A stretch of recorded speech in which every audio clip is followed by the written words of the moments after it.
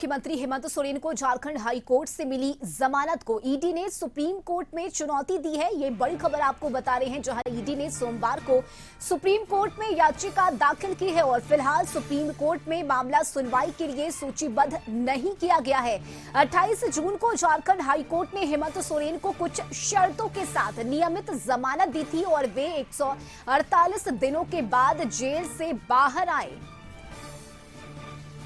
ये बड़ी खबर आपको बता रहे हैं, जहां ईडी ने सुप्रीम कोर्ट में याचिका को चुनौती दी है। मुख्यमंत्री हेमंत सोरेन को झारखंड हाई कोर्ट से जमानत मिली, जिसके बाद ईडी ने सुप्रीम कोर्ट में इसे लेकर चुनौती दी है और फिलहाल इस मामले को लेकर सुनवाई कब होनी है,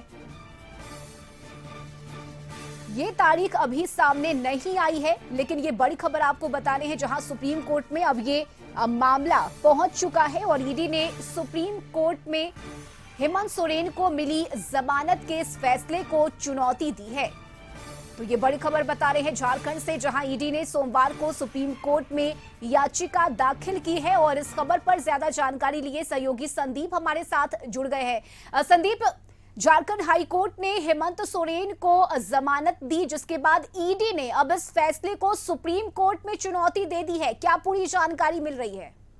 जी हाँ, पूरा मामला राज्य के मुख्यमंत्री से जुड़ा हुआ है और जमीन घोटाले मामले में ईडी ने जनवरी में राज्य के मुख्यमंत्री हेमंत सोरेन को गिरफ्तार किया था, जिसके बाद कहीं ना कहीं उनको इस्तीफा देना पड़ा था।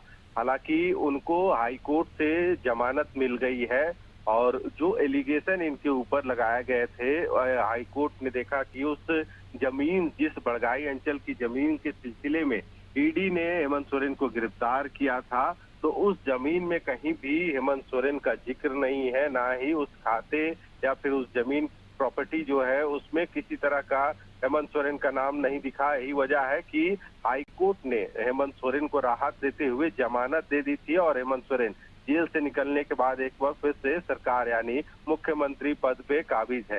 हालांकि इस हाई कोर्ट के फैसले को के विरोध में कह सकते हैं चुनौती देते हुए ईडी ने सुप्रीम कोर्ट का रुख अपनाया है और इस जमानत को चुनौती दी गई है ईडी की तरफ से। हालांकि इस मामले पर जो सुप्रीम कोर्ट है वहां पे अभी सुनवाई नहीं हुई है। अब देखना होगा कि इस मामले पर सुप्रीम कोर्ट का क्या फैसला आता है।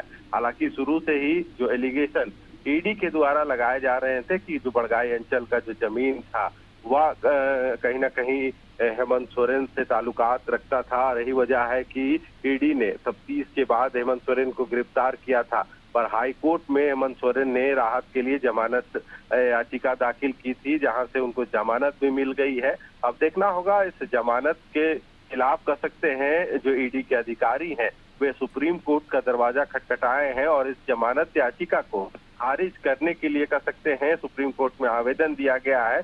अब देखना होगा कि सुप्रीम कोर्ट कब इस मामले पर सुनवाई करती है और सुप्रीम कोर्ट का क्या फैसला आता है। जी चलिए, बहुत शुक्रिया संदीप आपका तमाम जानकारी के लिए।